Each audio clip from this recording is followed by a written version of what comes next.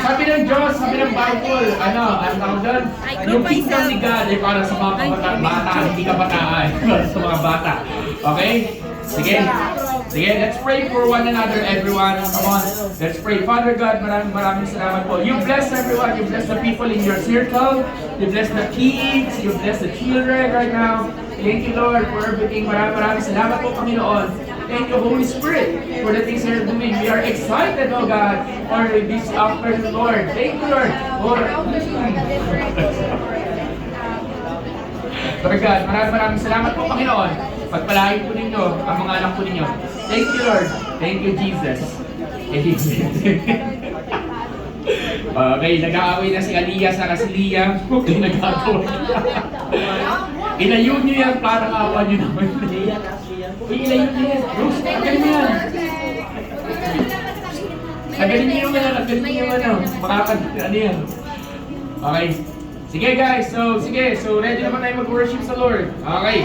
Can I call the worship team? Dito lang tayo sa baba para hindi tayo masyadong Okay lang ba dito sa baba kayo? Sige. Ate Helen.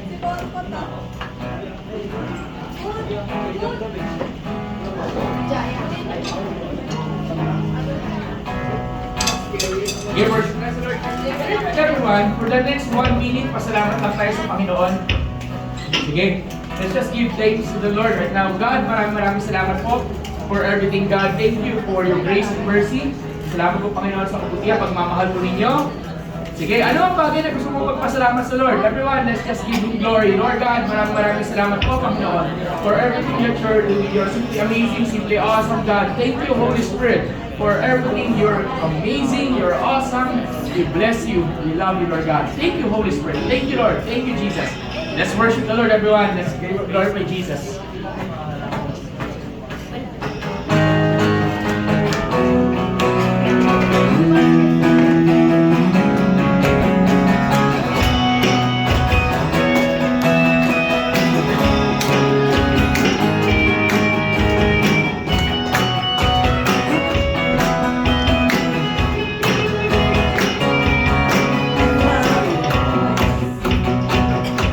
I lift my praise to you.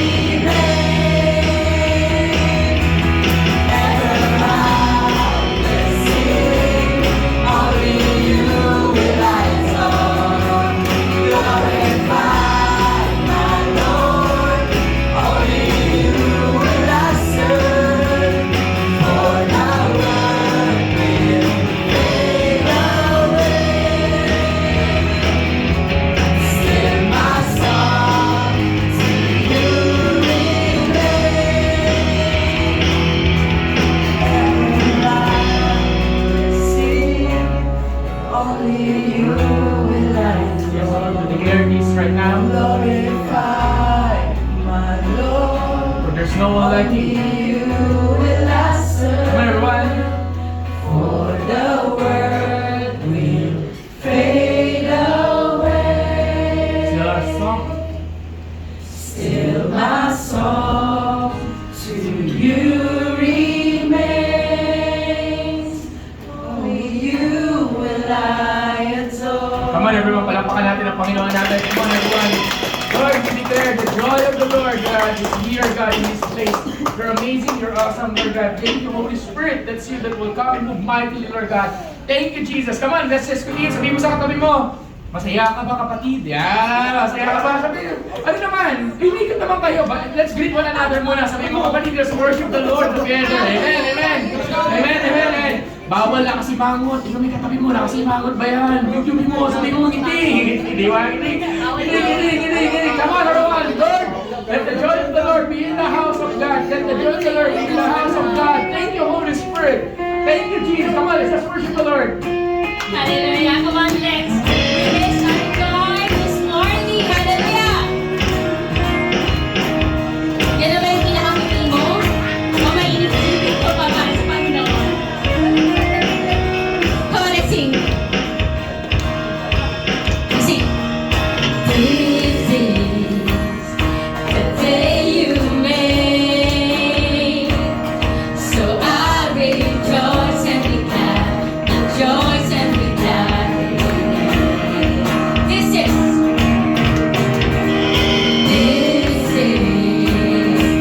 I believe you are more than enough for me. Let's sing once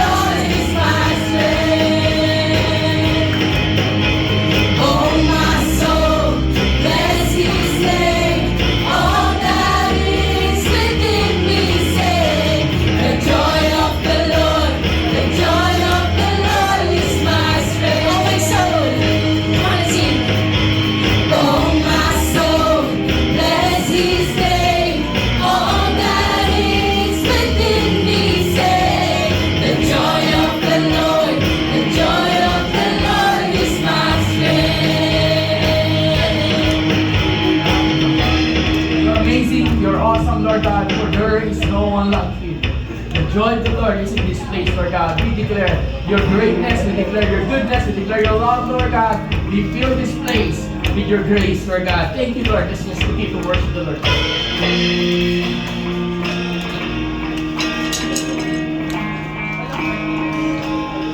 So let it rise up like a river, overflowing, overflowing. Holy Spirit, let it pour out. So let it pour out with no limit, overflowing. Holy Spirit, let it rise up. So let it rise up like a river, overflowing, overflowing. Holy Spirit, pour out. Let it pour out with no limit, overflowing. Holy Spirit, let it rise. So let it rise up like a river, overflowing. Holy Spirit, overflowing. Let it pour out with no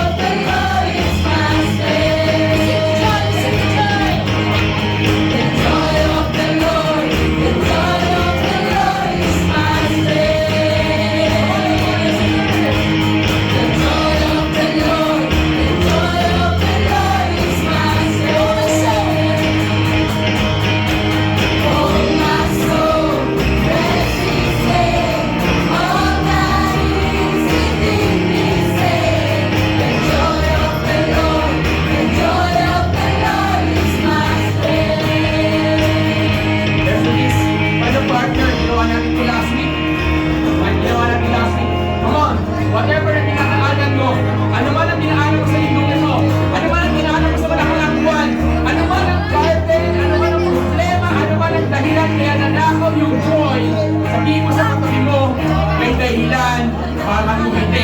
Gumiti mo, di ba? Meron laging dahilan kay Jesus para gumiti. Amen ba? Amen? Amen! Diba? Oh. Okay, let's clear this. Clear mo.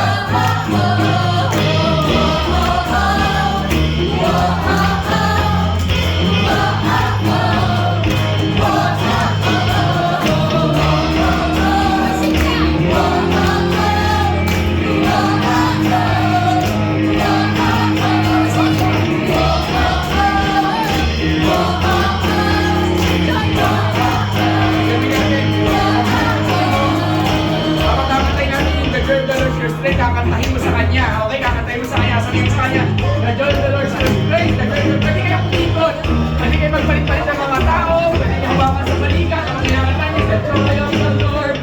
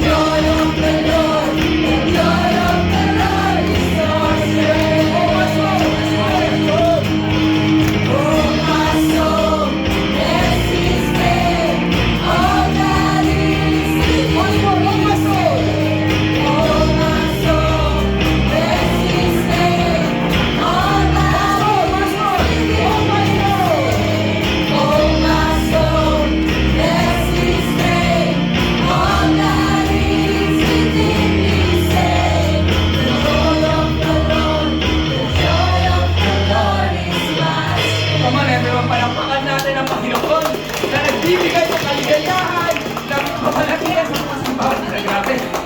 Lord, hallelujah. Can I ask you to find a partner and I want you to pray for that person right now. Just pray for that person. Sabi mo, Lord, fill this man, this woman with your joy, God. Until we see you, Lord God, your presence is here. Guess what? The presence of the Lord is so good in this place right now. The presence of God is so good in this place. Lord, come on, pray for one another first. For a minute, let's just declare the goodness of God. Hallelujah. Jesus. Jesus. Jesus. Let's just continue to worship Jesus. Let's just continue to worship Jesus.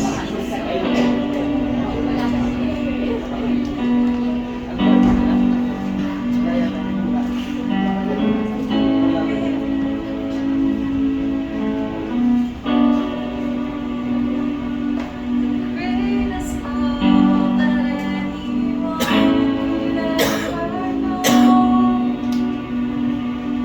that overcame the cross and grave to find my soul. Until I see face to face in grace amazing takes me home. I trust in you. Let's sing with all I am. With all I am, I live to see your kingdom come. And in my heart, I pray that let your will be done. Until I see you face to face, in grace amazing takes me home. I trust in you. Let's sing once more, the greatest love. The greatest love that anyone could ever know, that overcame the cross and grave to find my soul. Until I see you face to face, and grace amazing takes me home. I'll trust in you.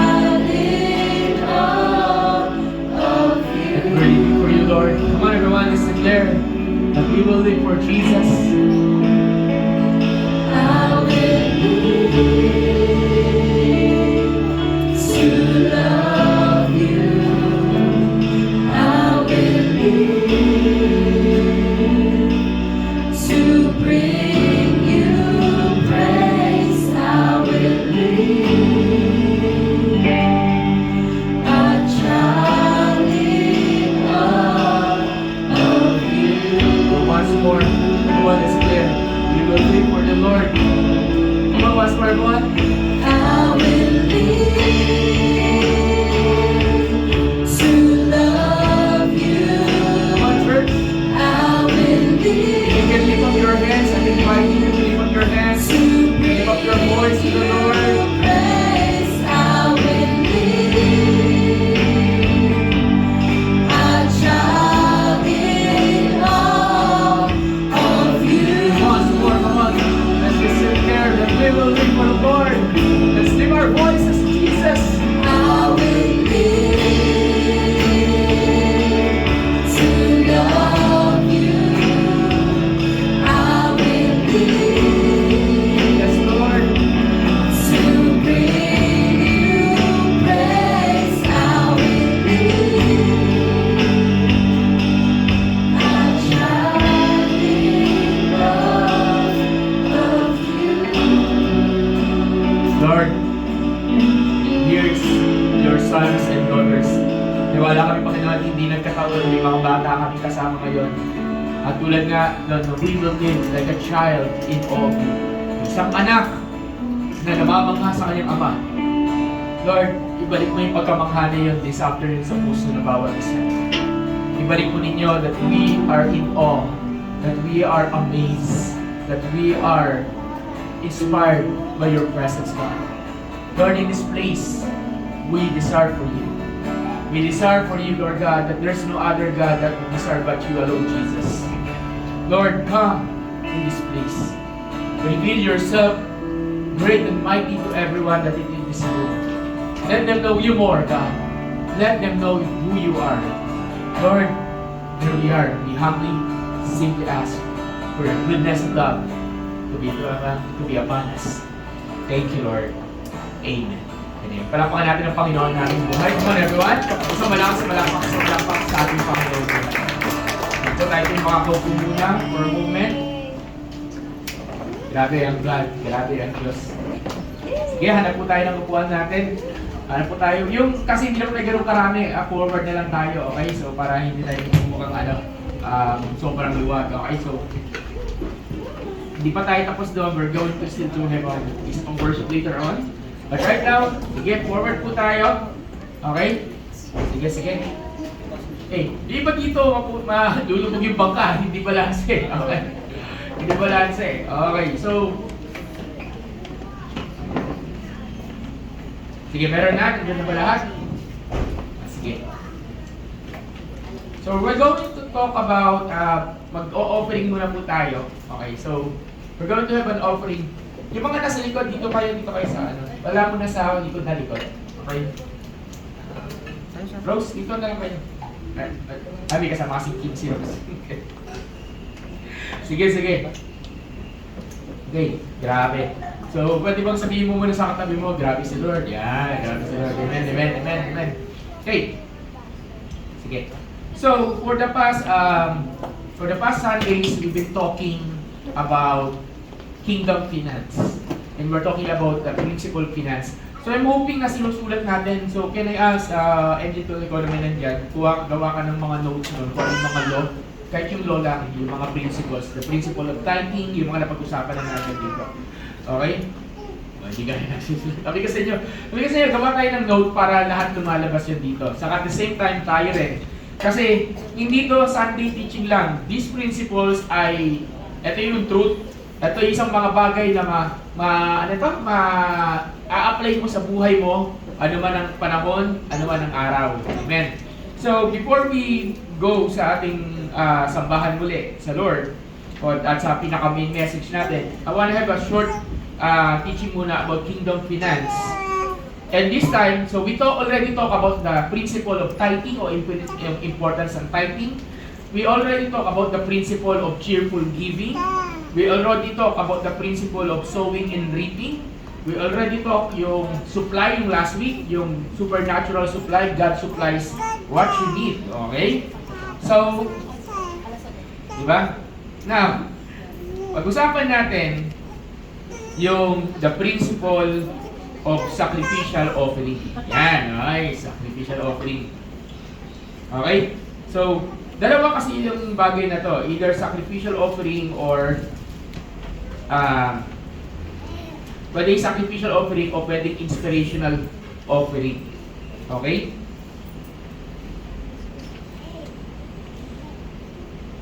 Isa na ba yun? Lang ha, nahanap ko eh.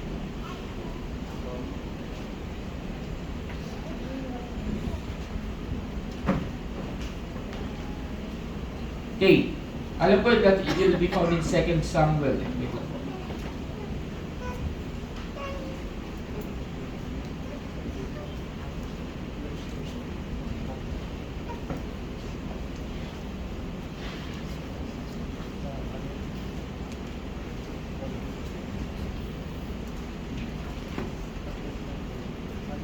Okay. 2 Samuel chapter 24. Okay. 2 Samuel chapter 24, verse, sabihin natin, okay, verse 18. So, mahaba kasi to. So, doon muna tayo sa context. So, ang kwento nito, verse 18 hanggang 25. Pero basahin natin yung 24. Okay, verse 24. 2 Samuel chapter 24, verse 24. Simulan natin. Doon. Then the king said to Arauna, okay. Then the king said to Arauna, si David, sabi niya kay Arauna, "No, but I will surely buy it from you for a price, nor will I offer burnt offerings to the Lord my God that which cost me nothing." So David bought the threshing floor and the oxen for 50 shekels of silver, and David built there an altar to the Lord and offered burnt offerings and peace offerings. So the Lord heeded the prayers of the land, and the plague was withdrawn from Israel. The principle of sacrificial offering. Context tayo. Ano ang kwento dito? May kwento dito. Pag babasahin niyo yung 2 Samuel chapter 24, nagpakuha ng census si David. Sa batas ng Israel noong unang panahon, hindi ka pwede basta-basta magpakuha ng census. Hindi pa pwedeng bilangin mo, ilan pa bang tao yung nakitira sa akin? Ilan ba ang army ko? Ilan ba yung tauhan ko? Sabi, bakit pastor hindi pwede magano? Kasi nagke-create yun ng yabang sa puso ng isang tao. Napakarami ko pa na palang army. Napakarami ko na palang tauhan. Napakarami ko na palang ganyan. Unless God directed it, it is sin to kumuha ng attendance. Parang kumukuha ka ng attendance, di ba? Kumukuha ka ng census. So si David, pagpapasahin nyo, verse 24, verse 1, again, the anger of the Lord was aroused against Israel, and he moved David against them to say, "Go, number the Israel." So, nagalit dito si Lord kasi nagpakuha siya ng census eh. So, pagpapasahin nyo, mayroong judgment. Kung babasahin nyo ulit, kasi mahaba, babasahin nyo lang sa bahay ninyo, may judgment. So, na-realize si David yung mali niya bilang hari. Okay? Nakita niya yung mali niya bilang hari. Then, pagdating sa verse 18, may inutos sa kanya, sabi ni God, and God said, hindi si Lord okay, God, J-A-D, isang tao. Sa verse 18, and God came that day to David and said to him, "Go up, erect an altar to the Lord on the threshing floor of Araunah the Jebusite." Pumunta ka sa lugar na yon, mag-create ka ng altar sa Diyos, mag-alay ka doon ng offering para patawarin at para mawala yung parusa. Mawala yung plague. Tapos, pumunta dun si David. Si Araunah kasi may-ari ng lupain. Pumunta siya doon. Ano yung threshing floor, pastor? Yung palayan, yung pinag-aano ng palayan. Pinag-iimbakan ng palayan. Yan. So, pumunta siya doon at sabi niya kay Araunah, "Bibiling ko yung lupa mo. Bibiling ko rin yung mga oxen mo para may pang-offer." Eh, kilala siya ni Araunah. Sabi ni Araunah, "Huwag nang bilhin. Ikaw yung hari ko eh. Bibigay ko na sa iyo ng libre, pati itong mga oxen bibigay ko na sa iyo ng libre. Kasi alam ko para sa Diyos yan eh. Para sa Diyos yung gagawin mo pang-offering kay God. So, bigay ko na sa iyo ng libre." Di ba? Parang okay, bigay kay libre. Sagot ni David, yun ang sagot niya sa verse 24. Sabi niya, "Hindi, bibilin ko to. Kasi ayaw ko magbigay sa Diyos ng walang nawawala sa akin. Ayaw ko magbigay sa Diyos." Dito yung famous na verse ng maraming Kristiyano sa offering na I will not give God that cost me nothing. Anong ibig sabihin nun? Hindi ako magbibigay sa Diyos ng isang bagay na walang mawawala sa akin. Diba? Costly. Kaya tinawag natin sacrificial offering. Why? Because this kind of offering is the kind of offering na may kurot sa puso. Sabihin mo may kurot. Yan, may kurot. Kasi may bibili, kasi binibigyan na ng libre sa iyo eh. Ito, hari, sa iyo na to. Pero sabi ni David, ayoko nga. Di ba? Bibilin ko pa rin. Kahit hari, tingnan nyo, may karapatan si David, kunin yung lupain na yon, yung sa kanya, pero dahil mas mahalaga sa kanya ang tingin ng Diyos, handa niyang bayaran magkano man kamahal yung lupain na yun. Yung dito, magkano yun? Sabi dito, so David bought the threshing floor and the oxen for 50 shekels of silver. Mga kapatid, 50 shekels of silver, mahal na mahal yan. Milyon ng milyon ang pinag-uusapan natin dito. Okay? So, 50 silvers yun dati, millions yan, billions with letter S. So, biruin mo, bibili ka ng lupain for millions para lang mag-erect ng altar, hindi mo naman gagamitin, at doon sa altar na yun, doon ka magka-create ng offering, imagine mo. Diba? Imagine niyo bibili kayo ng lupain, tapos magpapatayo ka ng church. Diba? Cost millions, di ba? Mga tipong ganon. So that is something, parang ganito yung dating niyan. So ano, ginawa ni David? He offered to the Lord. At pagdating sa verse 25, and David built there an altar to the Lord and offered burnt offering and peace offering. Pagkatapos niya mag-offer, ano nangyari? So the Lord heeded the prayers for the land, and the plague was withdrawn from Israel. Paper offering.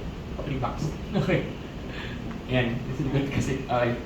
Yan. So, ibig sabihin, we have this opportunity to have this sacrificial offering to God. And every time, hindi lahat nabibigyan ng pagkakataon mag-create ng sacrificial offering, okay? Hindi laging may, okay, linawin ko lang po mga kapatid okay, maging clear lang tayo. Tingkapin na sa man to, let's talk about truth. Okay. May mga season na magsa-sacrificial offering. Whether as a church, patawag ka sa sacrificial offering tayo. Gano'n, may season na gano'n. May direction si Lord. Meron direction si God na sacrificial offering individual sa inyo. Na may i-direct ka ni God mag-sacrificial offering. Okay? Like first fruits, tuwing first year, mag-January, pag-uusapan natin yung principle ng first fruits. Ano yung principle ng first fruits? At ibigay sa unang buwan ng taon. May sacrificial offering yon.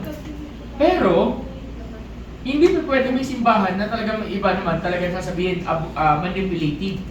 Na lagi na lang every Sunday sacrificial offering. Walang ganon. Okay, sabihin mo sa katabi mo, walang ganon, ha? Walang ganon, di ba? Ano yung tipong dito? Oh, kahit wala ka ng pamasahe, magbigay ka. Oh, di ba, nagbigay kayo. Dito, pag nagbigay kayo, walang pamasahe, bibigyan din pa rin namin kayo ng pamasahe pa uwi. Di ba? May mga nagbibigay dito, oh, Pastor, wala na raw siya pamasahe. Bakit wala na siya pamasahe? Pastor, binigyan niya lahat sa offering eh. Ay, gano'n. O sige, bigyan mo pamasahe. No. Hindi, promise. Yung iba, walang gano'n. Yung iba, pag binigay mo na wala ka pamasahe, ano ka, walk by faith pa uwi. Lalakad ka mauwi. Ito. Walang gano'n. Sabi mo sa katabi mo, walang gano'n. Gano'n, okay? Yes, there will be sacrifices offering. There will be sacrificial offering. Pero hindi mo pwedeng gamitin all the time, 100% yung sacrificial offering lagi na lang. Amen? To the point na yes, God will direct you. Kaya every time that dito sa church, we are doing a sacrificial offering, we're really praying for it. Hindi tayo lagi nagsa-sacrificial offering. Okay, nag-aasa ko. Pag ganito tayo, pero may mga dati talaga, nag-half challenge kami. Before, wala na eh. Dati, half challenge kami. 50%, half challenge tayo. Bigay sila talaga 50%. Bigay sila minsan, first fruit, 100%. Honestly, nakakatuwa. Kasi nakikita namin paano gumalaw ang Diyos sa mga nakaraang taon na yun. So, ganun din tayo. So, I wanna encourage each one, if God is directing you, obey the Lord. That's our worship to God. Amen? Offering and giving to God is also a form of your worship to God. Amen? So, can I ask everyone, tayo tumayo? So, ulitin natin. Ano yung mga principles? So, basahin natin yung mga principle. Okay, 1, 2, 3, go! Number 1, ano yung principle na pag-aaral natin? Principle of tithing. Number 2, principle of giving. Principle giving yan. Okay. Okay, number 3, principle of sowing and reaping. Number 4, principle of supply. And last one, principle of what? Lahat ito, pag in-apply mo sa buhay mo, sabihin ko sa iyo, imposible hindi ka pagpapalain ng Diyos. Very, very impossible. Okay? Panginoong Diyos, maraming salamat, Lord, for this moment, God. Thank you for this wonderful time. And as we come together, as we have our offering, Lord God. Lord, tulad ni David, isang puso na handang magsakripisyo. Isang puso na para sa iyo. Isang puso, Panginoon, na handang ibigay ang lahat sa iyo, Lord God. And Lord, we continue to worship you, Jesus, this afternoon as we have our offering and our offering song, God. Thank you, Lord, in your name, Jesus. Amen. Dapat po tayo po magbigay po.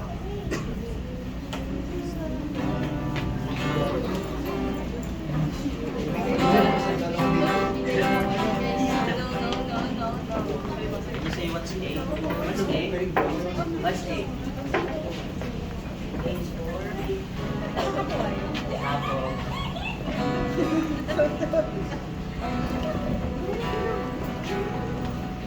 Come on, everyone. Let's remain standing as we continue to worship the Lord this afternoon. Wala sa ating magbigay. Plastic yung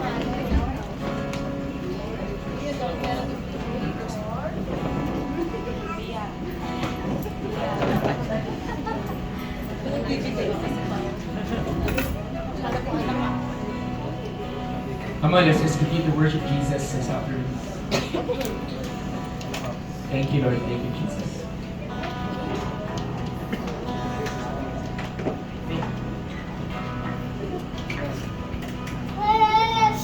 Father, I adore you more than anything my heart could wish for. I just want you, and Jesus, my beloved Savior, everything I have, I owe to you. I owe it all to you. Come on, everyone. Let's be here. My Father, I adore you more than anything my heart could wish for. I just want you, and Jesus, my beloved Savior, everything I have, I owe to you. I owe it all to you. And angels come and adore.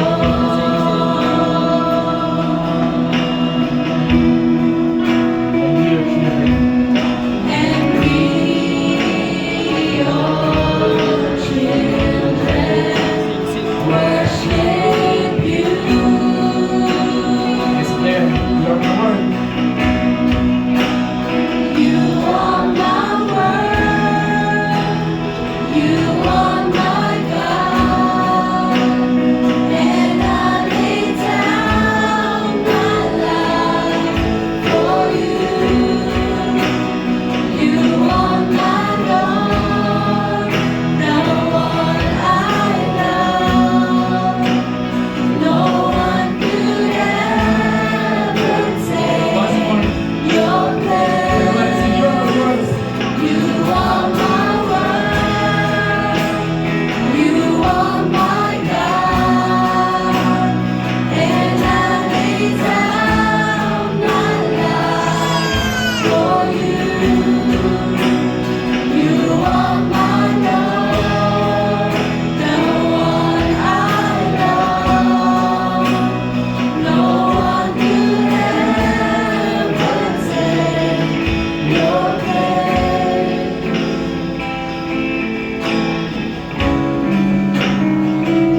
Yes, God, we declare, God, that you are on your word, that there's no one like you, Jesus.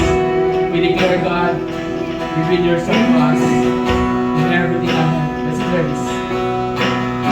Everything I have I give to you, my Lord, the one I live for. I live for you, and all my days are gifts from you. My praise and my still want me to. Once more. You stand for you. Once more, let's declare.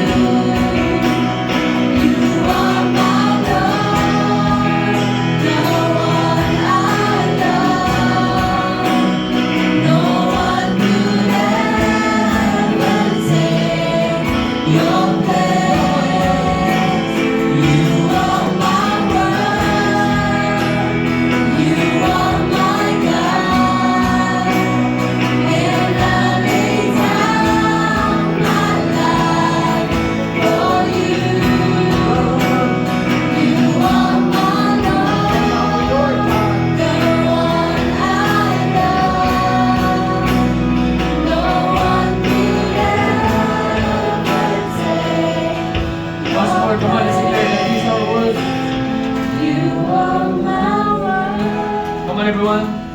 You are my Sabi natin, God. siya ang ating Panginoon lang. And I lay down my life for you. Come on, church. You are my Lord, the one I love. No one could ever Once more for the last take time. your From our hearts, let's serenade Jesus.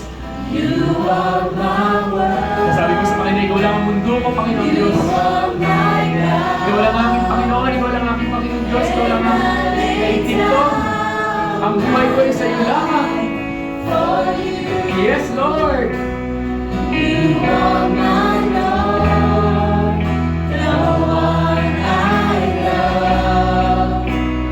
No one could ever take your place. Lord, we come before you this afternoon. And we're praying, Father God, right now. Prepare our heart for your message. Prepare our heart, God. And itong puso nito, Panginoon, at na makatanggap ng salita. Salamat, Lord God, sapagkat hindi kami alis ng lugar na ito na hindi nagbabago ang buhay. Salamat po, Panginoon, excited kami. And we're praying, Father, that there will be fruitfulness and change and transformation, freedom and healing and restoration. Thank you, Lord. And we pray in Jesus' name. Amen. Palapakan natin ang Panginoon natin. Come on!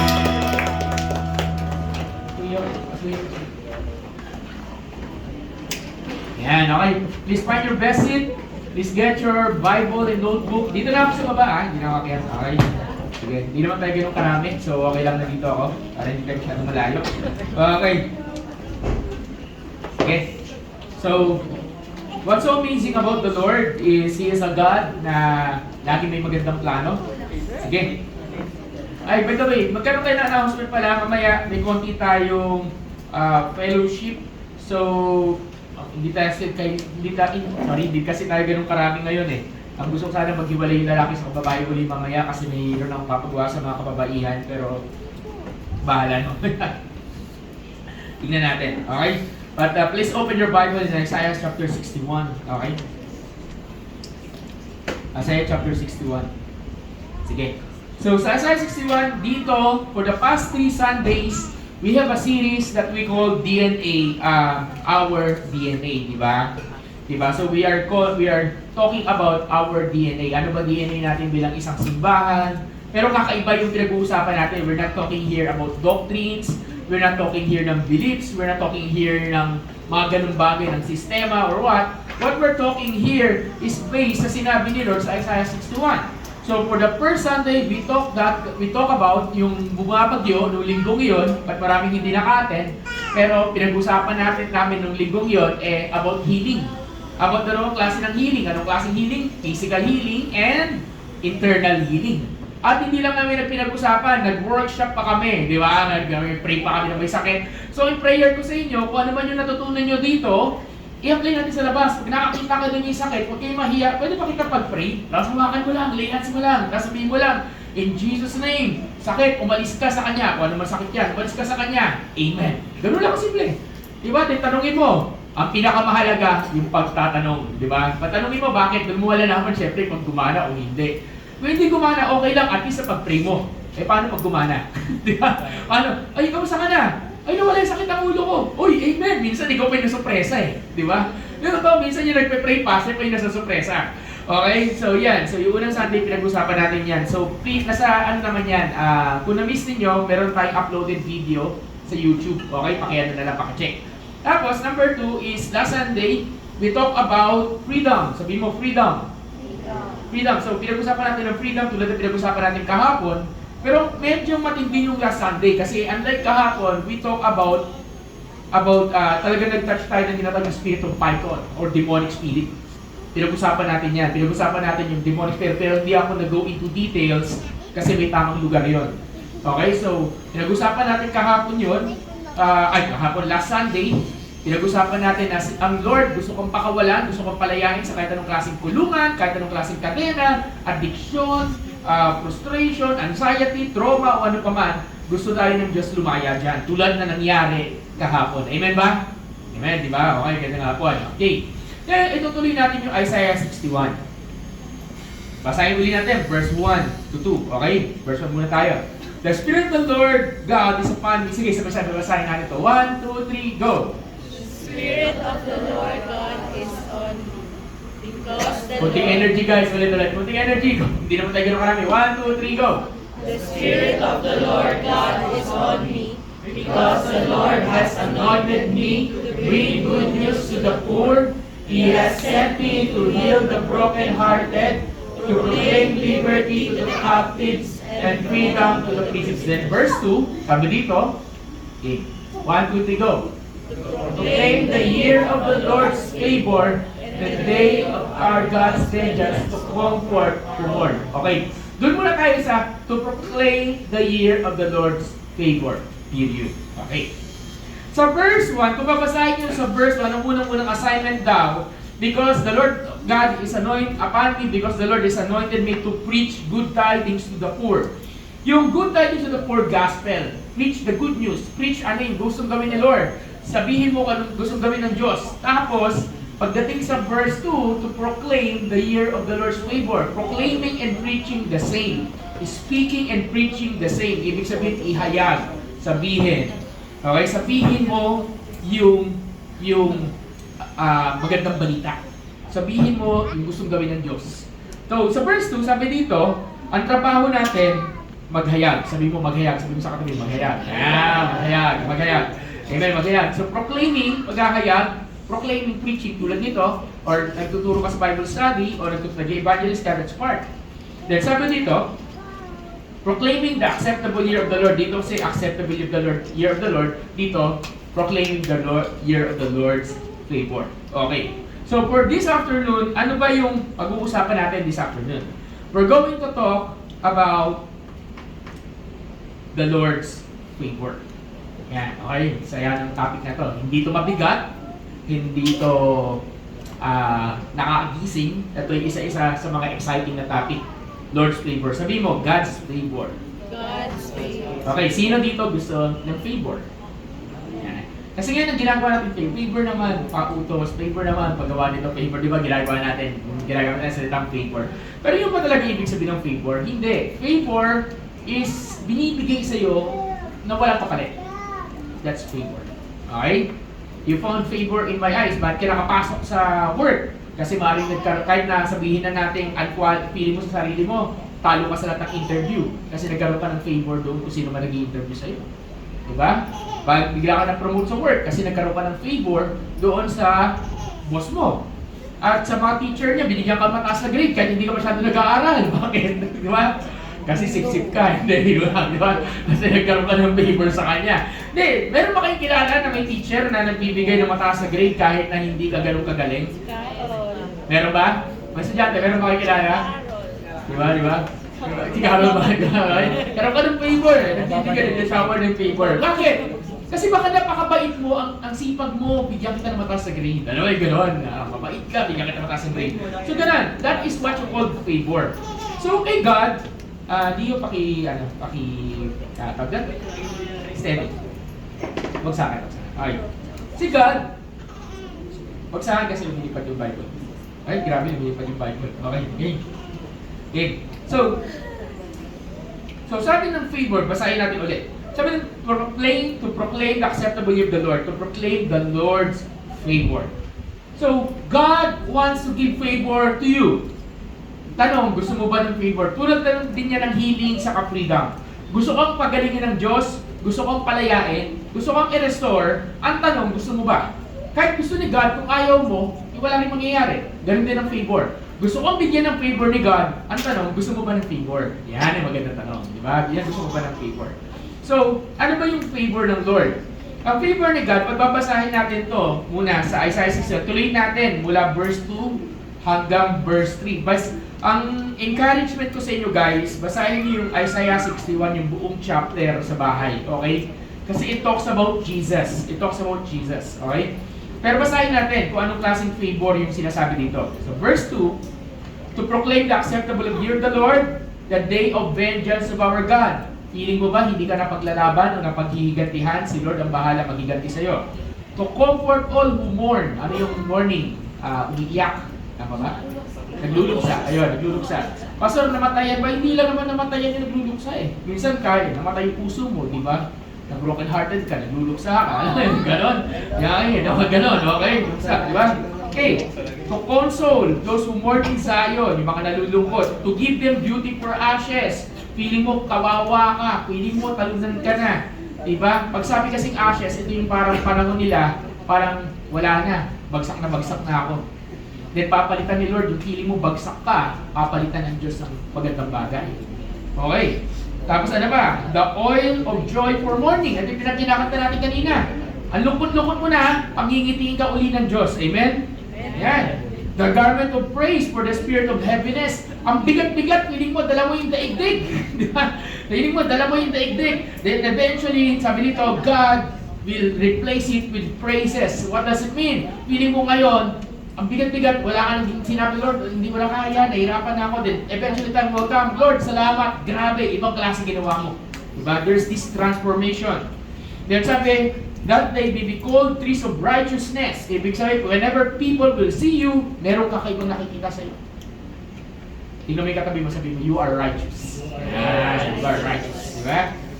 The planting of the Lord, that He may be glorified. Ang planting of the Lord, ikaw ay isang pagpapala. Whenever people see you, alam nila kay Jesus ka. May tanong ako, kung nakita ba ng mga tao, ikaw, alam ba nila kay Jesus ka? O nagtataka sila. Uy, kay Jesus ba to? Alam mo yung gano'n? Di ba? Undercover Christian. So, these are the kind of favor ni God. Okay? This is the kind of favor. Tapos marami pa yan. Okay? So, basahin nyo lang yung Isaiah 61. So, we will not go there now kasi isang araw pag-uusapan natin yan. But, gusto ko makita ninyo na ano ba meron dito sa favor ni God?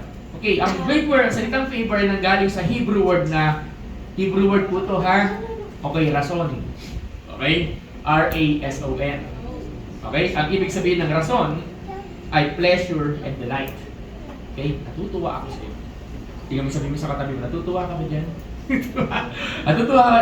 Pag natutuwa, dapat may favor, di ba? Nasubukan mo na ba manlibre ng isang tao? At ang nilibre mo siya kasi wala lang. Masaya ka lang sa kanya. Natuwa ka lang. Nasubukan mo na ba magbigay ng regalo sa isang tao kasi wala lang. Natuwa ka lang sa kanya.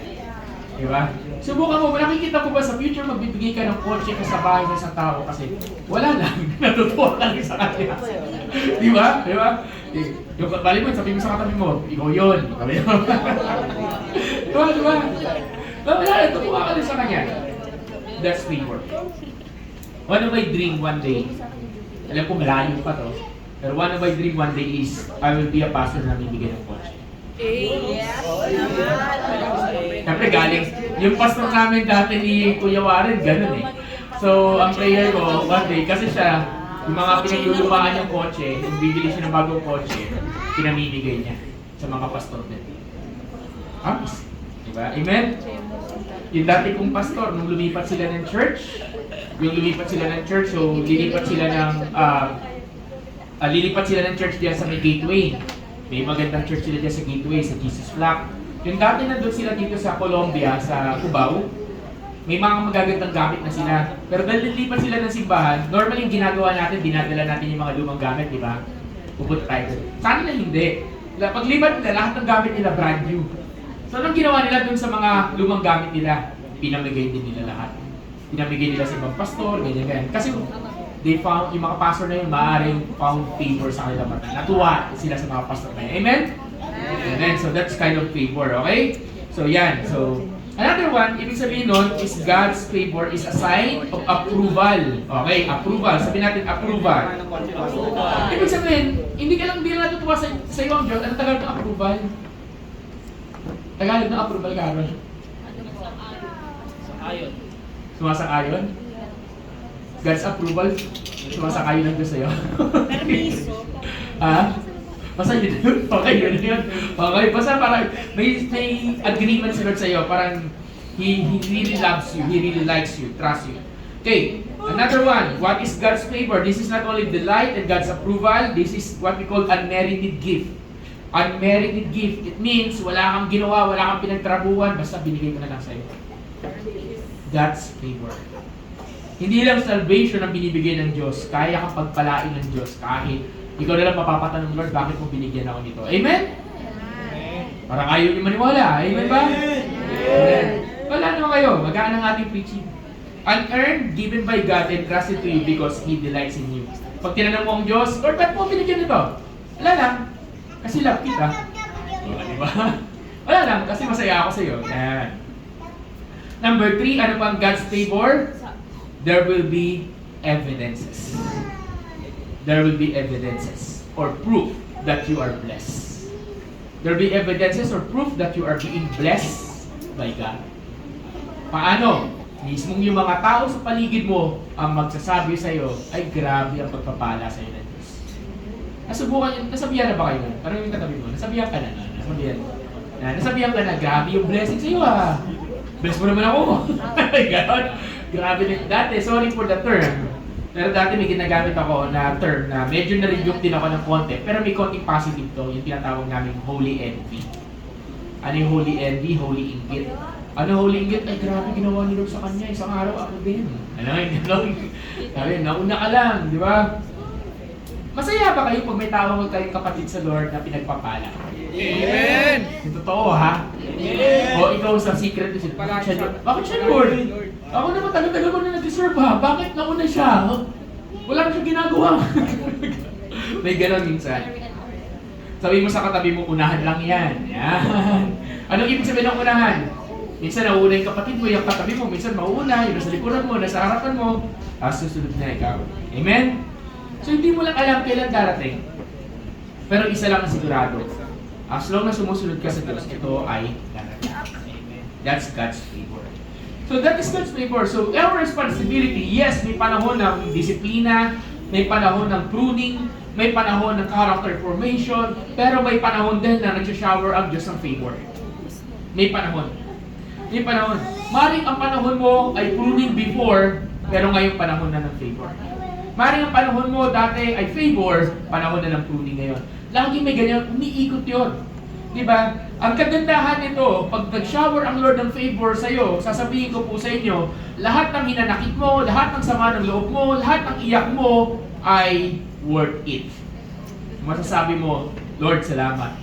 Makakalimutan mo sapagkat gano'n kagrabe ang favor ni God. Amen ba? Amen. So, sino dito gusto ng favor ni Lord? Okay.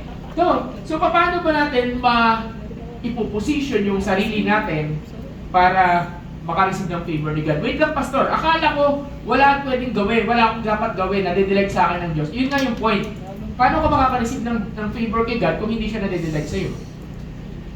Diba? Isipin mo ikaw, may anak ka, example, tapos yung anak mo, napaka-suail. Nade-delight ka ba doon? Diba? Uy, alam mo, bibigyan kita ng ng laruan kasi swail ka. Di ba? Nadilag ka ba? Of course not. Di ba? Pag meron kang kapatid sa Lord na napakabait, yan, binibigyan ng regalo yan. Binibigyan ng ng favor. Amen, amen? Ayaw niyo, mukhang walang mabait sa church ha. Okay. Pero, pag meron kang kapatid na kahit sa bahay niyo na talagang inis na inis ka, ako sasabihin ko sa iyo, magbibigay ka ng regalo sa kanya sa pilitan pa. Diba? So, ibig sabihin, we can position ourselves na maging delight tayo sa mata ng Diyos. So, hindi ito parang kursahan. It should be our lifestyle. Sabi mo, lifestyle. Lifestyle. Ibig sabihin, kung gagawin mo ito one time lang, di walang kwenta. Sige nga, masubukan ko nga ito. But if you're going to make it your lifestyle, and I will tell you, you will receive the favor of God.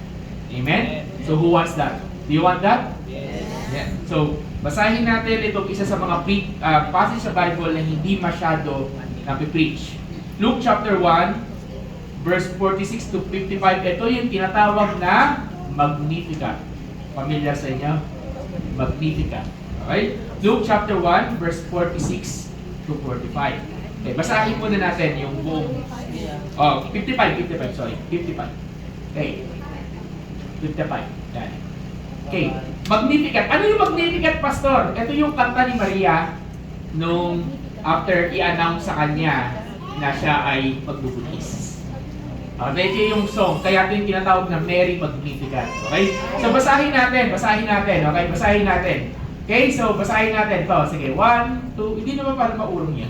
Okay, 1, 2, 3, go! And Mary said, My soul proclaims the greatness of the Lord, and my spirit has rejoiced in God my Savior, because He has looked with favor on the humble condition of His slave.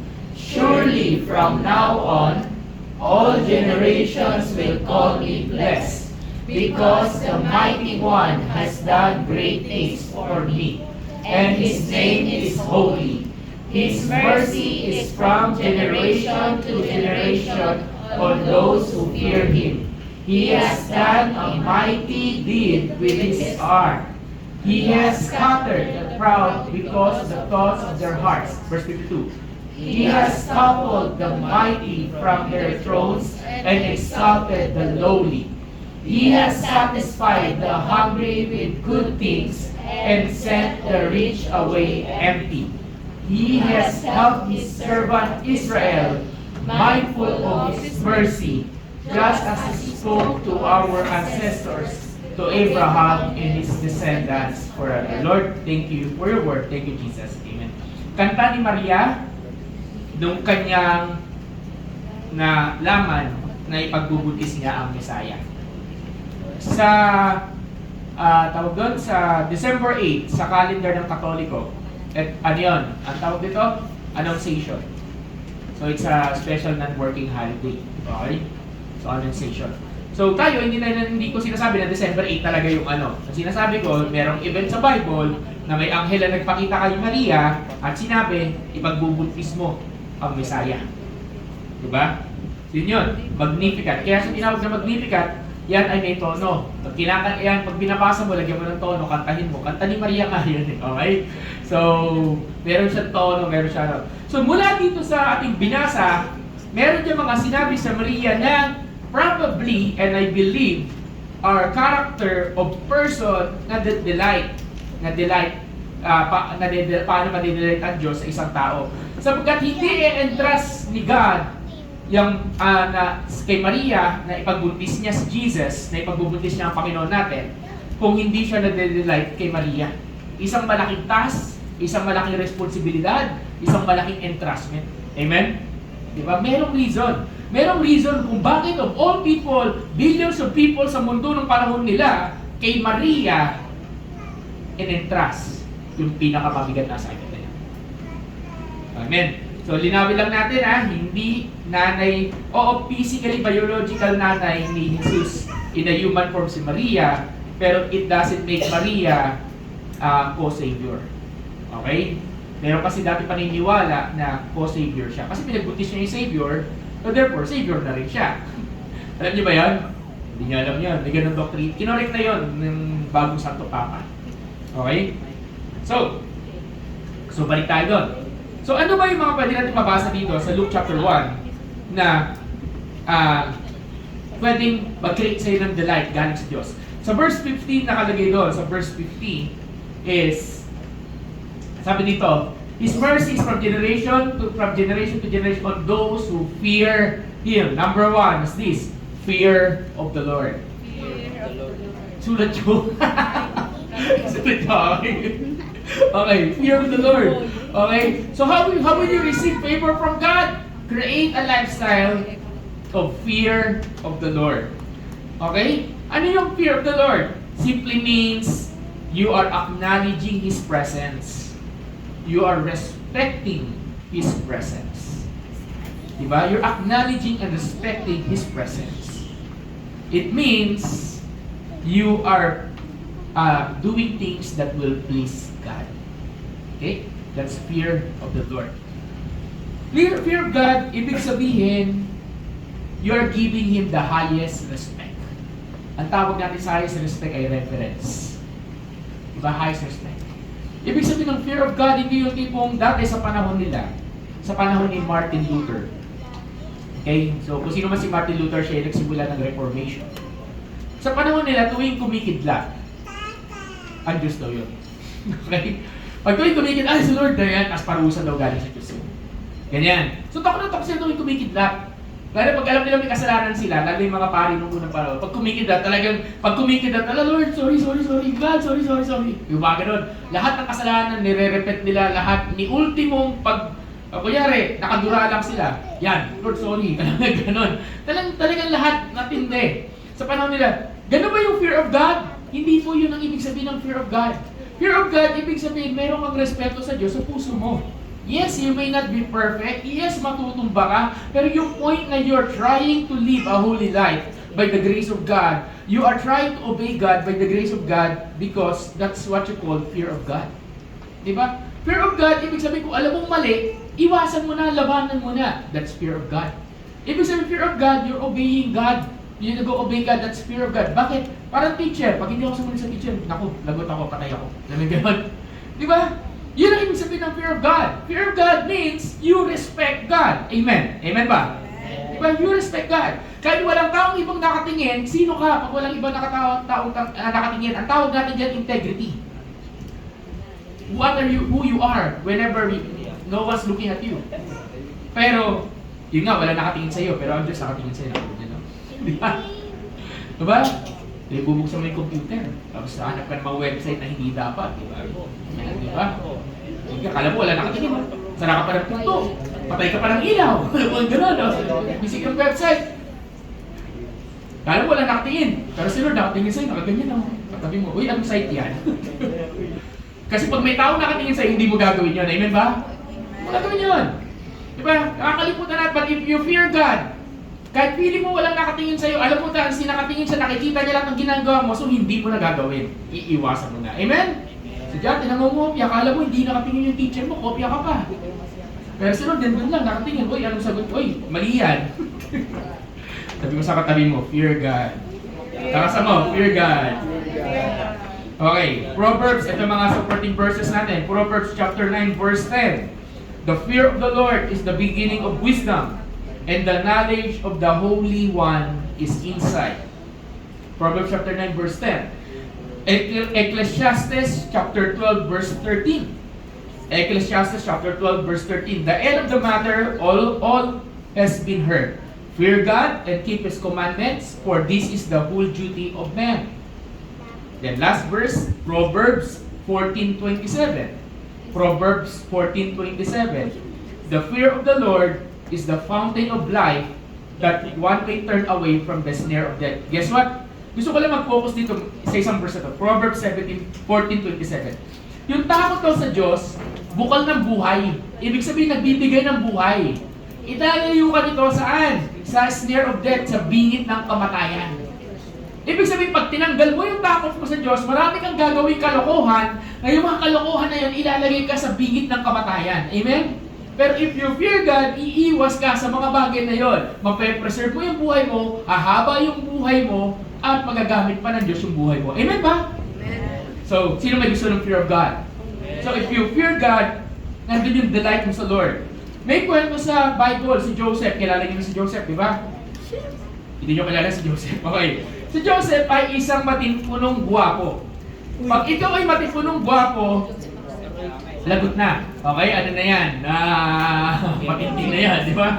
Pero mamimili ka kasi, either matipuno ka or gwapo ka. Tatanungin ko kayo, ano kayo? Matipuno? In the middle. O gwapo? Di ba? Okay. Sa babae naman, ano sa babae? Sexy sa maganda? Okay. Ayan, okay. Sige. So, may tanong ako sa inyo. Mga kalalakihan. Okay. Sino dito matipuno? Wala. Okay. Amen. Sino dito gwapo? Amen. Si Joseph, matipuno na, gwapo pa. Okay. So, pag ikaw ay matipuno at gwapo, hindi imposibleng habulin ka. Okay? Hindi imposibleng habulin ka. Habulin ng aso? Habulin ka. So therefore, ikaw ay hinahabol siya ng asawa ni Potiphar. Ang asawa ni Potiphar ay isa sa mga panglabang Miss Universe. Ito, kakatapos lang. Okay? Mga ganun, panlaban. So imagine mo, maganda. Tapos, araw-araw, sasabihin, halika, sex tayo. Wala man lang seduction, wala man hindi man lang sinijuice, wala man lang pahapyaw, talagang papasahin mo sa and everyday, sinasabi, halika, sex tayo. Then sabi niya, paano ko magagawa to? Pinagkatiwala na sa akin lahat ng master ko. Paano kung hindi ikaw lang ang hindi pinagkatiwala sa akin sa asawa ka ng master ko? Then sinabi niya to sa Genesis 39 verse 9. Okay? Meron ba dyan Genesis 39 verse 9? Okay. So sabi sa Genesis 39 verse 9, sabi doon, How can I do such a wicked thing before my God? Di ba? How can I do such a wicked thing before my God? It is a sin before my God. Yung gusto mo mangyari sa ating kasalanan sa Diyos, hindi niya kasi sinabi kasalanan niya against my master. Kasalanan niya sa Diyos.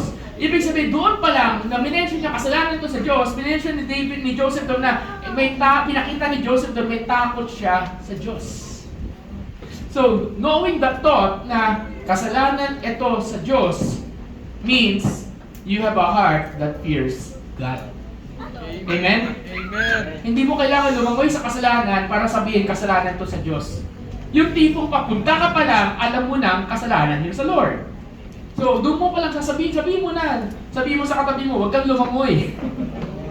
Nakasama mo, lakot ka lumangoy, di ba? Minsan kasi ginagawa natin, sige nga, patry nga kung kasalanan. Trial and error. Walang trial and error. Amen? Yung kala mo trial and error, it just takes one mistake to destroy your destiny. One mistake. Pastor, nakaligtas naman ako ngayon eh. Eh paano kung hindi? Isang tira mo ng katol, patay ka agad. Wala na. Diba? Itong tira ba ng katol dito? Oo, meron na. Okay. So, if you fear God, you are developing a life that God will delight in you. And because God delights in you, He will shower His favor on you. Amen? Number 2, what else? According sa life ni Mary, sa kanya Magnificat, ano pa yung dito na mag-a-attract ng favor ni God sa verse 52. Nakalagay sa verse 52 doon, sabi dito, He has toppled the mighty from their lowly thrones and exalted the lowly. Tinataas niya yung lowly. Anong ibig sabihin? Inaangat niya yung mga humble. Yan, okay? Inaangat niya yung humility. So, number 2 is humility. Develop a life that is humble. Develop a life that has humility. Ito mga supporting verse muna natin. James chapter 4 verse 10. Sabi sa James chapter 4 verse 10, Humble yourself before God and He will lift you up. Magpakumbaba ka sa Diyos at itataas ka niya. Okay? James chapter 4 verse 10. Micah chapter 6 verse 8. Micah chapter 6 verse 8. He has shown you, O mortal, what is good and what does the Lord require to you. To walk justly and to love mercy and to walk humbly with your God. O, yan na naman. Maglakad daw tayo na may pagpapakumbaba kasama ang Diyos. 1 Peter 5:6. 1 Peter chapter 5 verse 6. Humble yourselves, therefore, under God's mighty hand, that He may lift you up in due time. Okay. So, pansin niyo yung tatlong verse na binigay ko, may salitang lift you up. Ibig sabihin, ang katabi ng humility ay lifting up. Ang katabi ng pagpapakumbaba kasi baba eh. Pagpapakumbaba, buwababa ka. So, every time buwababa ka, ang Diyos, tinataas ka. Pansin niyo? Pero sa tuwing tinataas mo yung sarili mo, ang Diyos, ibababa ka. So, ano gusto mo? Diba? Parang tulad ng kwento ng isang dati naming pastor, na naman, okay, diba? Na narinig ito ng iba, pumunta siya sa isang conference. Tapos pagkatapos sa conference, biglang di nagkakamusta-kamusta. Eh naka-ano lang siya, naka-t-shirt lang siya. Kasi kamusta po kayo? Kamusta po kayo? Kamusta po kayo? Ay, hello po. Ganyan. Tapos biglang kinuwento niya sa isa, biglang meron siya nakatabi at sabi, kamusta po kayo, pastor? Kamusta po, pastor? At ang sagot sa kanya, tinignan siya ng masama. At biglang sabay tingin ng masama at sabi, hindi ako pastor. Bishop. Ano ka ng gano'n? Hindi ako pastor. Bishop. Eh, ang bishop kasi, mas mataas sa pastor. Bishop. Ay, ganun po ba? Pag mo ako, parang ba yung sinasabi nun, wag mo ako tawagin pastor. Bishop. Ba yun? Ay, ganun po ba? Eh, sorry po. Sorry po, bishop. O, di yan yung bishop, ganyan. Okay. Di, ano na. Nagsimula na yung conference. Yung isang usher, lumapit, nakita Tapos sabi nung di nagsasalita tong bishop na to, this is true story. Nagsasalita tong bishop na to, ganyan. Kasi sabi, ayan, tingnan mo yung cashier, lalapit yan sa akin. Malapit yung cashier. Tatawagin ako niyan kasi bishop, kilala ko eh. Bishop ako. Lalapit. Pagkalapit, biglang, sa kanya nakatingin, biglang lumiko yung tingin, kanino? Doon sa pastor namin dati. At biglang tinawag. Anong tawag? Bishop Oriel! Diba? Ilang tinawag, Bishop Oriel! Andito ko pala sa conference! Bakit ano ginagawa mo dito? Nagulat yung katabing bishop, na yung katabi niya, bishop din. Pero hindi nagpapakilalang bishop, kasi wala, nakakamusta lang eh. At biglang tinawag, ay kayo po ba, Bishop Oriel, ginagawa mo dito? Ay wala, bumibisita lang. Ay doon po kayo sa VIP room. Kasama po kayo, doon kayo sa VIP room. Tapos pagdating sa VIP room, dapat wala naman siyang, bumisita lang siya sa conference na yun, wala siyang gagawin. Pero biglang pagdating sa VIP room, dahil nandun yung pinaka-head. At sabi, uy Bishop Oriel, dito ka pala. O bigyan kita ng slot ha, mag-preach ka ngayon. To make the story short, yung gilait-lait na tao, ngayon, yung mismong nanlait, nakikinig doon sa kanya, sa harapan. Amen? Sabi mo sa katabi mo, be humble. Nakasa mo, be humble. Di ba? That's humility. Hindi mo tinataas ang sarili mo. Amen? Hindi mo pinagmamalaki na, bishop ako, doctor ako. Di ba? Graduate ako ng Master of Divinity. No, yun. Diba? Hindi mo yan, no? Di ba hindi ganun? Tawagin mo ako, dapat may engineer. Lagi. Engineer ang nangyari. Hindi ganun. Amen ba? Amen? Sabi mo sa katabi mo. Sabi mo nga sa katabi mo, you are humble. Lakasama mo nga, sabi mo nga, you are humble. Sa katabi hindi ikaw pag sila I am humble, iba usapan yun. Okay, may natutunan? Okay, may natutunan. Another story of humility. Okay, another story of humility in the Bible. In the story of the humility in the Bible is this. Humility and obedience goes hand on hand. Kasi minsan may mga bagay na papagawa sa iyo ang Diyos na ayaw mo. And it takes humility para isuko. Ibig sabihin, kasama na rin sa humility yung pagsuko. Diba? May mga bagay na papagawa sa Lord. Lord, saglit na, bakit mo papagawa sa akin? Okay, maraming istorya, pero isa sa pinaka-best story is yung kay Abraham. Diba? Nangako ang Diyos sa kanya, Abraham, bibigyan kita ng anak, binigay si Isaac, nagkaroon ng promise, natuwa si Abraham sa answered prayer. Mahal na mahal niya si Isaac, nakalagay sa Bible. And he loved Isaac so much. Nakalagay sa Bible. Sobrang in love siya kay Isaac kasi ang tagal niyang hinintay, matanda na, binigay. Imagine mo, binigay daw, sabi ni Lord, akin na yung anak mo. Surrender mo.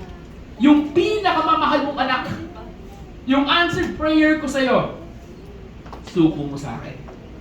Ilalaban. Pag tayo yan, sa modern times, anong gagawin natin? Wait lang doon. Hindi, ilalaban ko yan. Patayan akong patayan over my dead body. Hindi ko isusuko to. Tama, mali? Tama. Diba? Suko mo boyfriend mo. Suko mo girlfriend mo. Suko mo yung mga barkada mo. Suko mo yung kayamanan mo. Diba? Di po gano'n. Hirap, diba? Parang hindi. Bakit? Kasi, anong benefit ko? Wala mangyayari sa akin. Diba? Lalaban mo yan, pero humility is this.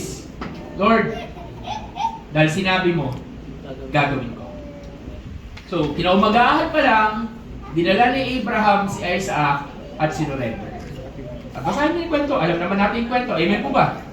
Okay, then sasabihin, ay, pastor, hindi naman pinag-give up Kasi last minute, nung papatayin na ni Abraham si Isaac, biglang sinabi ng anghel, huwag mong patayin, tapos nakakita sila ng pang-offering na tupa. Alam ko, pag sinuko ko, ibabalik din ng door. Susuko ko na lang. May tanong, paano kung hindi binalik? Diba? Paano kung hindi binalik? Paano kung talagang pinag-give up na? Paano pag sinabi na ng Lord, maglakad ka doon, at ikaw, siya maglakad doon, at ikaw doon? Pag buong na kayo, lingon ka. Sabi sa katabi mo, be humble. Amen? Amen?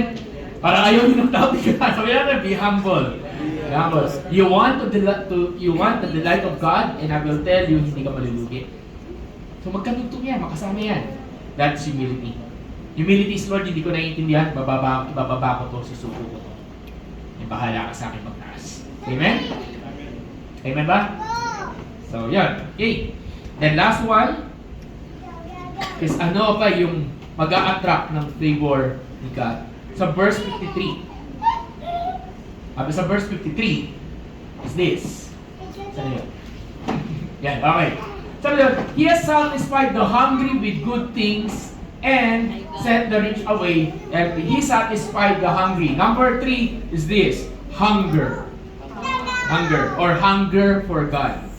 Hunger for God. Sa pagsamahin na natin, hunger and thirst. Diba? Ano yan? Gutom sa kauhaw. Gutom ka sa presensya ng Diyos. Uhaw na uhaw ka sa presensya ng Diyos. Okay? So, unahin muna natin yung Psalm 42 verse 1, yung mga verse natin. Psalm 42 verse 1. As the deer pants for the streams of water, so pants my soul after you, O God. And these are yung kaluluwa ni David sa Diyos. Psalm 42 verse 1. Psalm 63 verse 1. Psalm 63 verse 1. O God, you are my God, earnestly I seek you. My soul thirsts for you, my flesh and faints for you, in day and weary land where there is no water. And John 6:35. John chapter 6 verse 35. Jesus declared, I am the bread of life. Whoever comes to me will never go hungry, and whoever believes in me will never be thirsty. Okay. Can I ask you, Helen? Sa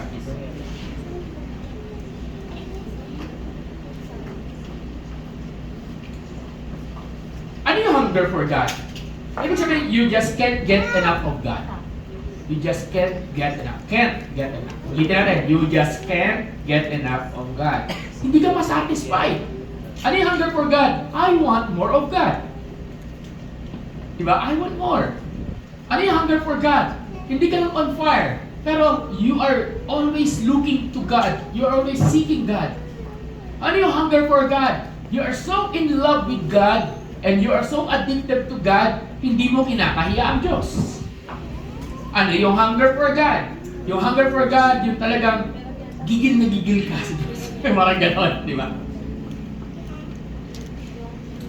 Sabi dito, ito. Pag ang isang simbahan daw, isang mega church, pag sinabi mega church, it's around 500 up yung attendance. Okay? Pag mga 5,000 na, mga super mega church na yun. Okay? 500 up mega church. Pag ang mega church puno every Sunday, ibig sabihin yung church na yun popular. Okay, some service lang. Tapos pag ang isang mega church, merong gabi o merong multiple services.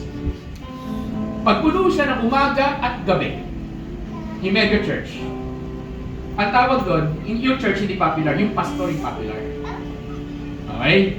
Gets niya ha? Pag yung mega church puno, popular yung church. Pag yung mega church, puno ng umaga at gabi, yung pastor yung popular. Ibig sabihin, pupunta yung mga tao doon sa pastor. Yung isa pupunta yung mga tao sa... Okay. Problema, yung prayer meeting, hindi puno. Pero pag ang prayer meeting ang puno, hindi popular yung church, hindi popular yung pastor, ang popular si Jesus. The question, yan, tayo lang dito. Sino pinupuntahan natin? Kasi, pastor bakit? Laging, yun sa prayer meeting, laging less yun. Pero pag once daw, na ang prayer meeting yung mapuno, this is the time that Jesus is becoming famous. Hindi tinataas yung simbahan, hindi tinataas yung pastor, tinataas si Jesus. Kaya ganoon ang kagigil sa online prayer natin. Kasi, yes, pastor, we're praying to God, pero doon kasi nag-i-start yun eh. Alam niyo ba sa lahat ng churches, ang prayer meeting, ang pinaka-less ang attendance. Pero lagi kong sinasabi to, paulit-ulit ko sinasabi to, tanggalin mo lahat ng ministry sa simbahan, lahat to, kahit ang worship, tanggalin mo lahat to. Pag-preaching lang yung matitira. Pero may prayer ministry, buhay ang simbahan. Pero i-retain mo lahat to, tanggalin mo yung prayer ministry, mamamatay ang simbahan. That's 100% true. Bakit? Kasi ang buhay ng isang simbahan, kahit ang buhay mo, ay panalangin. Stop praying, then you will die. You will see.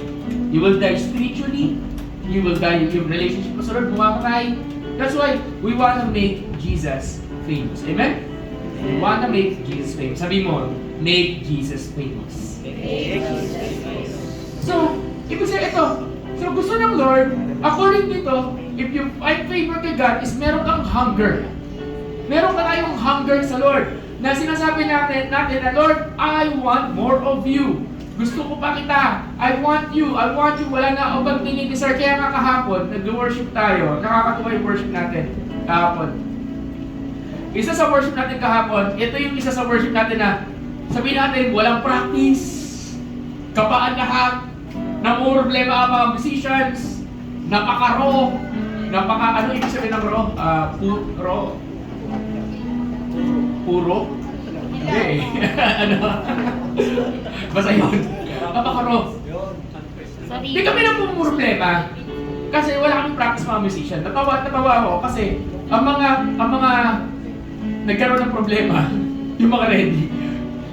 Yung lyrics, yung documentation, yung mga nagkaroon ng problema, pero the rest, sabihin ko po sa inyo, yes, it's not perfect, yes, it's not 100% excellent, pero yung worship kahapon is one of the best worship na meron tayo.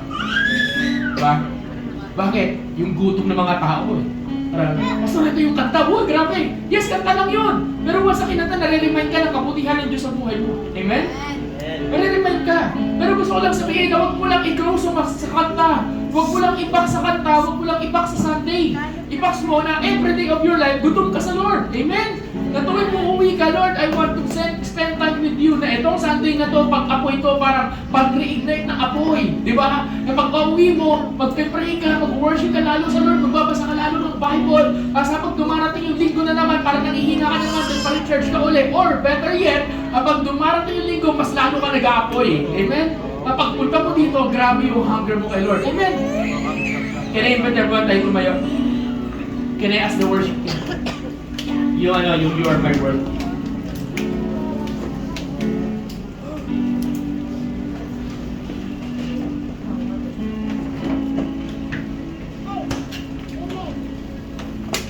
And as we end,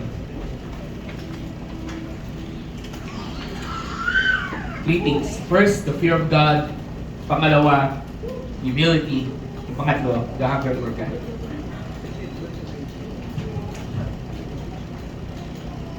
Naalala ko, dati, bigyan ko ng mga 2 minutes before we sing this song. I want everyone, ears and heart.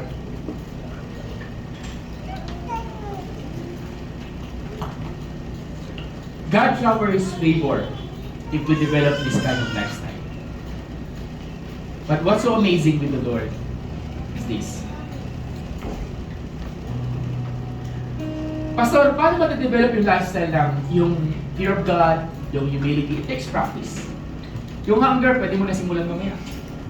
Pero mga kapatid, gusto ko lang linawin sa inyo na hindi ito biglaan. It takes time. It takes time. So, nalala ko before, nandun kasi tayo sa top na hunger. Nalala ko before na sobrang hungry ko kay God. Hindi ko sinasabi na healthy to, hindi to healthy. Sobrang gutom ko sa Diyos. Lahat ng conference, pinupuntahan ko halos lahat. Napuntahan ko lahat ng Jesus Revolution Conference, halos lahat. Kung saan sila, nasa campus sila, pupunta ako sa campus. Umuulan, pupunta ako doon kahit umuulan. Di ba? Punta ako doon, punta kami. Tapos meron 24/7 praise and worship dati. Ano 24/7 praise and worship? Mula umaga hanggang kinabukasan. Okay ba yun? Okay? Punta ko rin ako. Tapos mga conference, pupuntahan ko. Bakit? Nandun yung hunger ko sa Lord. Pero gusto ko lang linawin.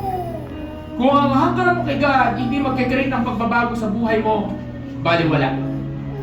Kasi dapat ang hunger mo kay Lord, magkakreate ng pagbabago sa buhay natin. Amen? Kaya kasama yung dalawa. Yung fear of God and yung humility. It's a combination of the three, kaya nagkaroon ng favor si Mary sa Diyos. Hindi sinabi doon na may fear of God lang si Mary. Hindi sinabi doon na may humble lang si Mary. Hindi sinabi doon na may hunger si Mary. Sinabi yung tatlong yun. Because those three things are necessary for us to have a transformed life. Those three things are necessary for us not only to have a transformed life, but for us to have the favor of God. So this afternoon, my prayer, Lord, for everyone here, is that may you teach us to have the fear of God. May you teach us to humble ourselves before you. And finally, may you develop in us an appetite that have an hunger for you. Lord, this afternoon, that's our prayer. Lord, Ikaw ang siyang may taas. Ikaw ang siyang manguna. Ikaw ang siyang mamuno. Lord, tulad ng kantang ito na yung gutom namin, na Ikaw yung mundo namin, Lord. So therefore, this afternoon, as we sing this song, may remind us, Lord God, of these 3 things. Come on, everyone, let's worship Him. Father, I adore you more than anything my heart could wish for. I just want Come on, you. everyone, let's do it. In Jesus, my beloved Savior, everything I have, I owe to you. I always owe to you. Once more, Father, in the heavens. My Father, I adore you more than anything my heart could wish Bless your sons and for. daughters in this place, God. I just want you. Reveal yourself to them, Lord God, right now. In Jesus, my beloved Savior, Develop in us everything I the fear of the have, Lord. I owe to you. That hunger, that I owe humility, it all to you. that hunger for you, God. Angels Come on, everyone. and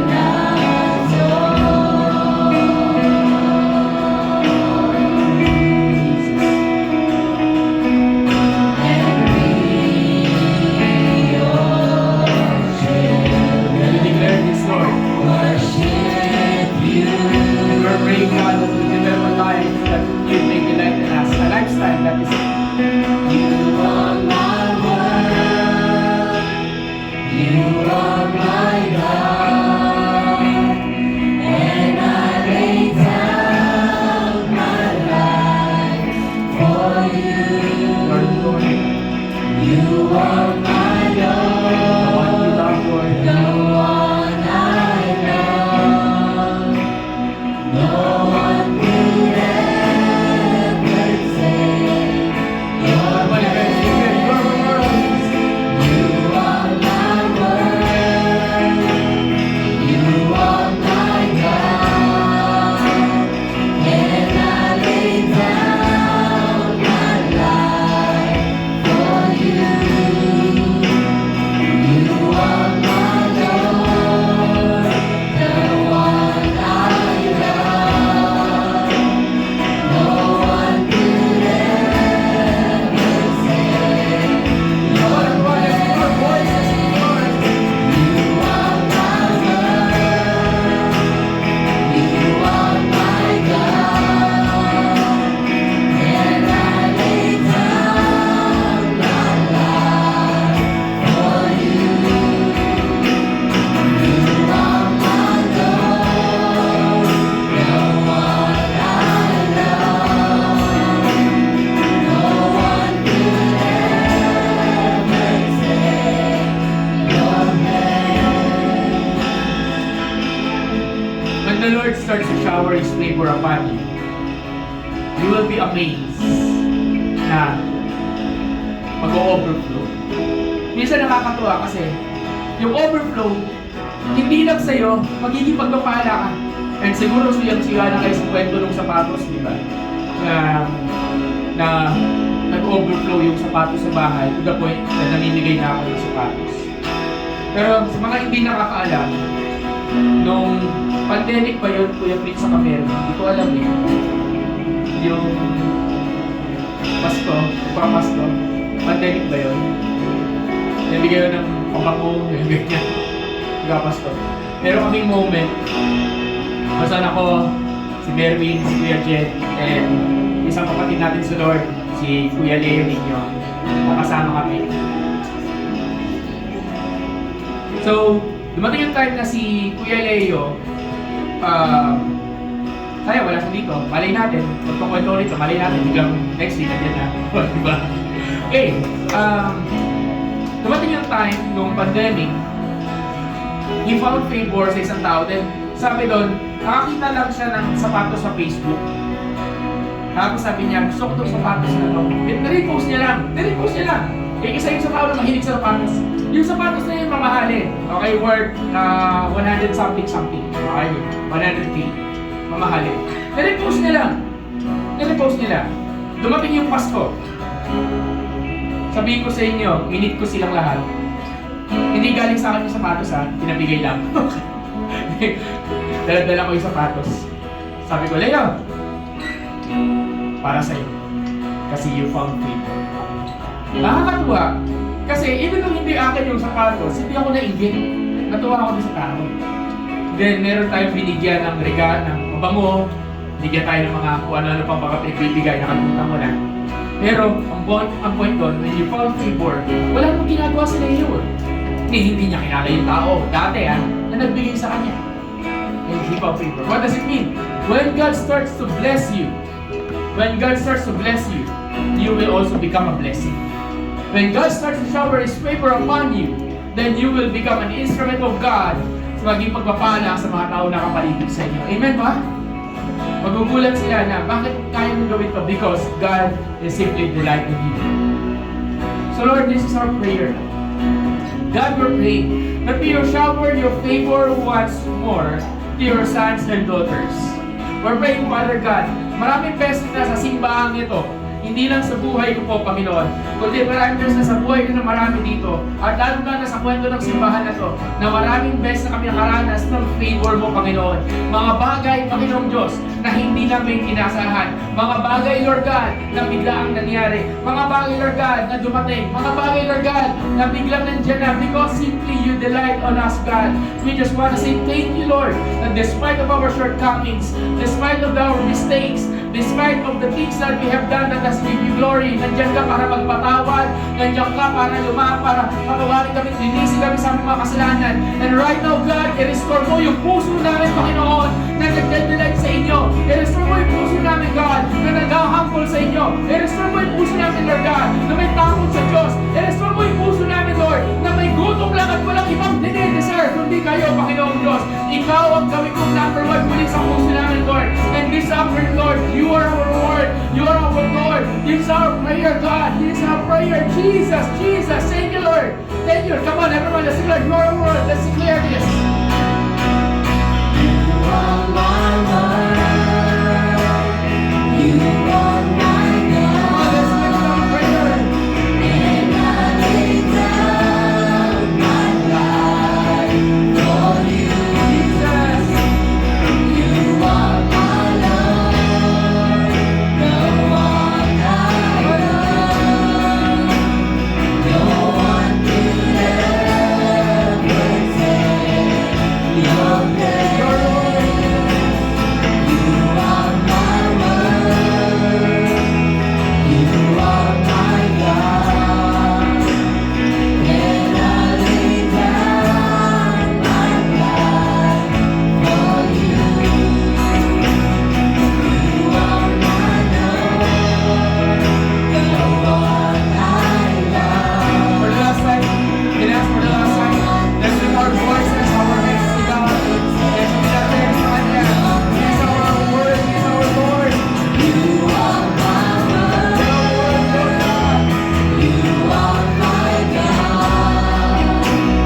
and I lay down my life for you. You are my Lord, the one I love. No one could ever say Can I ask everyone to lift up your hands to the Lord right now? You see the hearts and the hands. You see everybody in this place. And right now, God, I pray, may you shower your favor upon your sons and daughters kasama ng worshiping Panginoon. You shower upon them, and let there be testimonies of breakthrough, testimonies of transformation, testimonies of blessing and answered prayers, testimonies of the favor of the Lord. Maraming salamat po, Panginoon, sa ginawa ko ninyo sa hapon na to, at yung salita na natanim sa puso ng bawat isa. We're praying, Lord, na ito po'y lalago, lalaking at mamumunga. Maraming salamat po, Panginoon. Thank you for this afternoon. Thank you for everyone who's here. Thank you, Lord. And this we pray in Jesus' name. And everyone says, Amen. Ito, gagawin ko tayo lumikot, tayo lumikat, magkakayaw tayo. Gagawin ko, tayo lumikot tayo.